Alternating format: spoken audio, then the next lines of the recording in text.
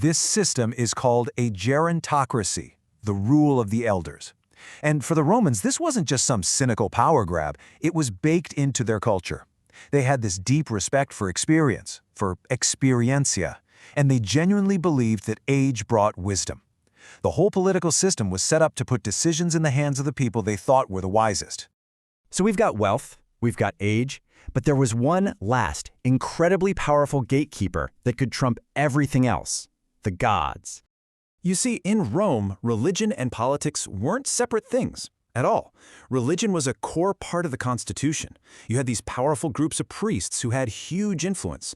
The pontifices were the legal eagles, the fetiales handled the rituals for war and peace, and this is the big one, the augurs had to give the divine thumbs up for any major political action, including an election.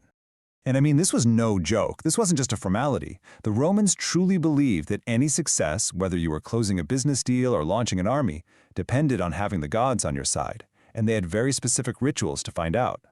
Which brings us to this fantastic story from 249 BCE. A Roman consul, Claudius Pulcher, is about to launch a naval attack. The custom was to check the sacred chickens. If they ate their grain, it was a good omen. Well, the chickens, they refused to eat.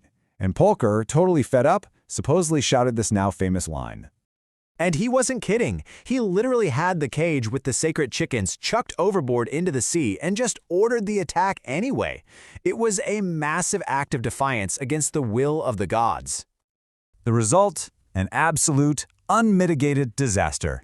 The Roman fleet was completely destroyed. It was one of the worst naval defeats in their entire history. And for every Roman listening to this story, the lesson was loud and clear. You can have all the money and power in the world, but if you ignore the gods, you are doomed. So let's pull all of this together. When you look at all the pieces, what does this Roman political system actually look like? It's basically a three-part recipe for maintaining control. First, you have a timocracy, which funnels power to the rich. Second, a gerontocracy, which shifts influence to the elderly. And finally, a system of divine sanction, where priests can literally approve or veto any political decision. It's this masterful illusion of democracy, built to keep power locked in the hands of a tiny few. And that's what's so fascinating about studying at Rome. It pushes us to look beyond the official rules of any political system, including our own, and ask a much deeper, much more important question: whose vote really counts?